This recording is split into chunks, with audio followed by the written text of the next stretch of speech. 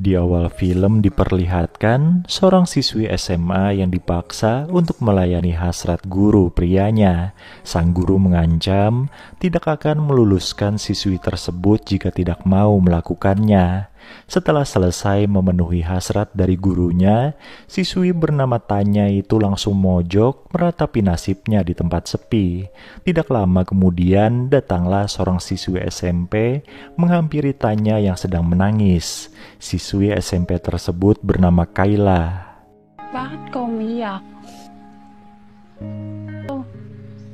Para di ka na malungkot. Sambil berkata jangan menangis, Kayla memberikan sebuah permen pada Tanya. Mereka pun saling berkenalan. Suara ibu Kayla yang memanggil sang anak akhirnya menutup pertemuan singkat dua gadis itu. Scene kemudian beralih ke beberapa tahun kemudian, di mana Tanya sudah menjadi seorang guru di sebuah SMA.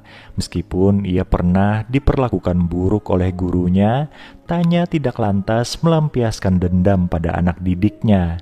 Justru ia terkenal sebagai guru yang baik dan tidak pernah marah.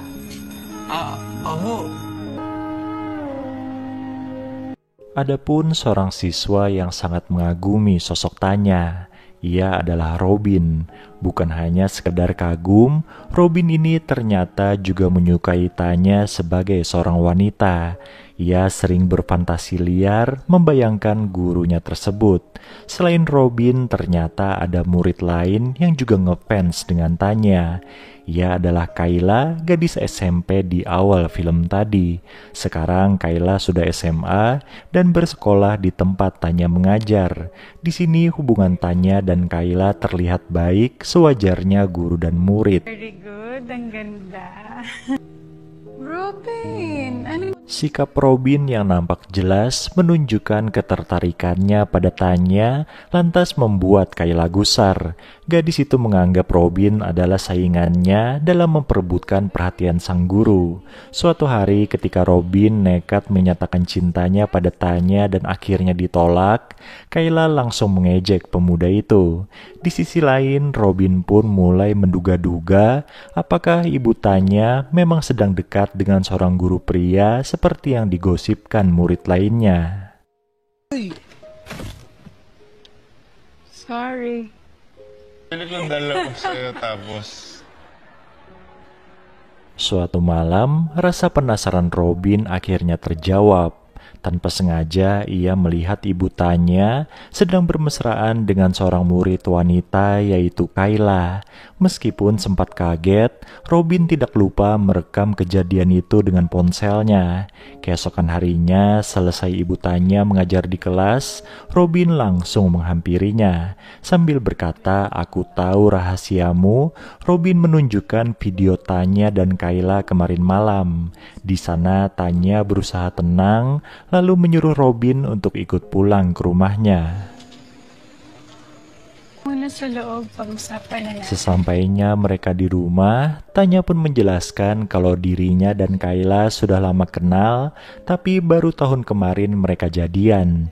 Ia memohon agar Robin tidak menceritakan hal itu pada orang lain.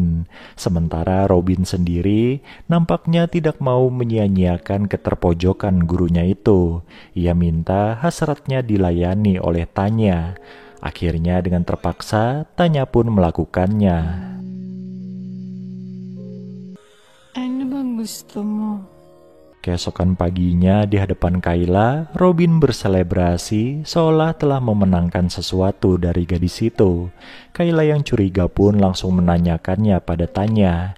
Kata Tanya, hubungan mereka sudah ketahuan oleh Robin. Tapi Kayla tidak perlu khawatir sebab ia tahu apa yang harus dilakukannya.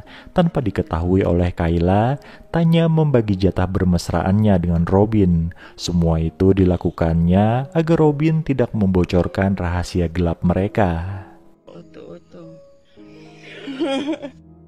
Di sisi lain, Robin nampaknya tidak tahan kalau tidak menyombong pada Kayla.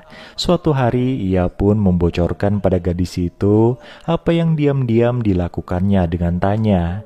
Kayla yang terbakar api cemburu lantas mendatangi Tanya yang malam itu sedang bertemu dengan Robin. Di sana Robin dan Kayla sempat cekcok di hadapan Tanya.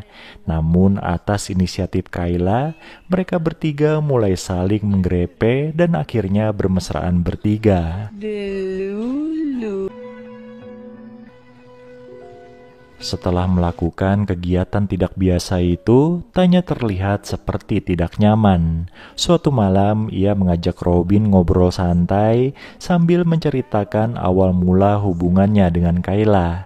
Sepertinya Tanya tulus mencintai gadis itu. Sambil menggenggam tangan Robin, Tanya memohon agar jangan melibatkan Kayla lagi dalam urusan mereka berdua. Keesokan harinya, kelas pun gempar mendengar kabar pengunduran diri dari ibu Tanya. Robin yang kesal pun meluapkan emosinya pada Kayla. Bakit? Malinis na? Hingga di hari kelulusan mereka, Robin tetap membenci Kayla. Ia pun berniat menampilkan video pribadi Kayla bersama ibu Tanya ketika gadis itu tampil membacakan sambutan. Namun pada akhirnya Robin batal melakukannya gara-gara terharu pada ucapan tulus dari Kayla. Meskipun mereka berdamai, Robin bilang ia akan tetap mengejar ibu Tanya. Kayla pun hanya bisa tersenyum pasrah mendengar keteguhan hati teman sekelasnya itu. Film ini pun selesai.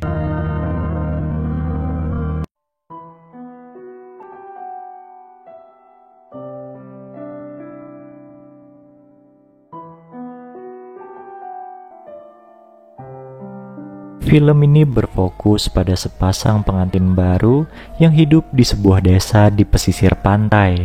Si suami bernama El adalah seorang nelayan, sedangkan istrinya yang bernama Susan bekerja sebagai pegawai negeri sipil. Beberapa bulan setelah menikah, mereka dianugerahi seorang bayi laki-laki.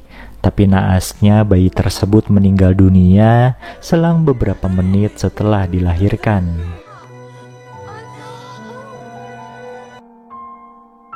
Peristiwa itu membuat Susan jadi bersedih dan malas ngapa-ngapain. Ia tidak bekerja karena masih dalam masa cuti melahirkan. Oleh sebab itu, El pun memutuskan untuk menemani Susan di rumah saja. Padahal biasanya ia sangat rajin melaut. Suatu hari, ketika mood Susan sudah membaik, El mengajaknya untuk mandi bersama karena sudah beberapa hari Susan tidak mandi. Di sana mereka bermesraan, bahkan sampai beberapa ronde.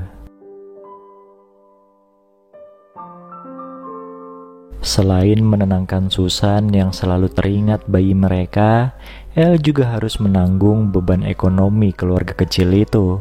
Apalagi akhir-akhir ini perolehan ikan mereka sangatlah sedikit. Suatu sore, El dan Susan menikmati pemandangan dari pinggir pantai.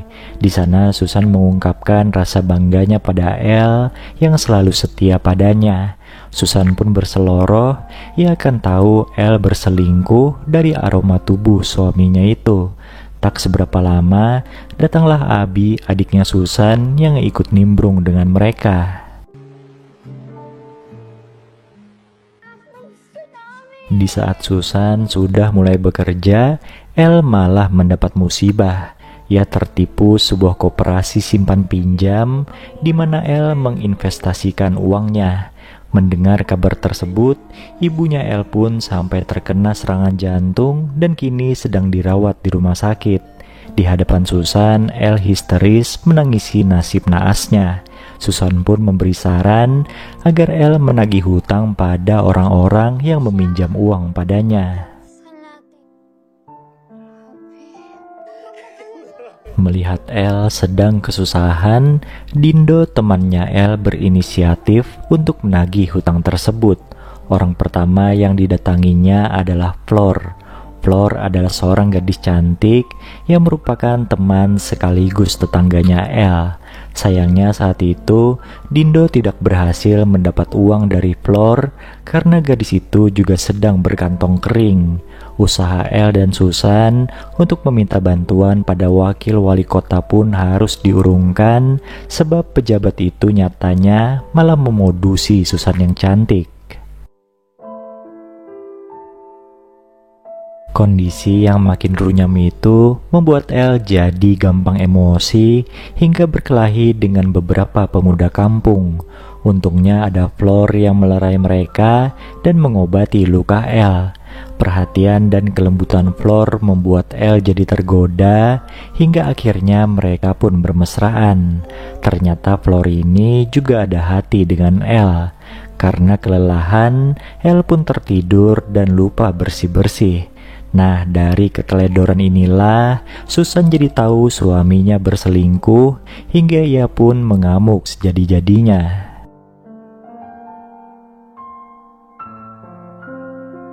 Keesokan paginya, Susan yang tidak ingin kecolongan lagi memutuskan untuk berhenti bekerja agar bisa mengawasi suaminya.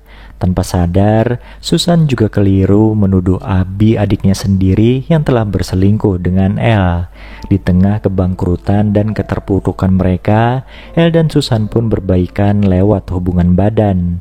Mereka sepakat mengurung diri di rumah dan terus-menerus bermesraan. Hingga akhirnya mereka saling menyakiti satu sama lain sampai meninggal bersama-sama.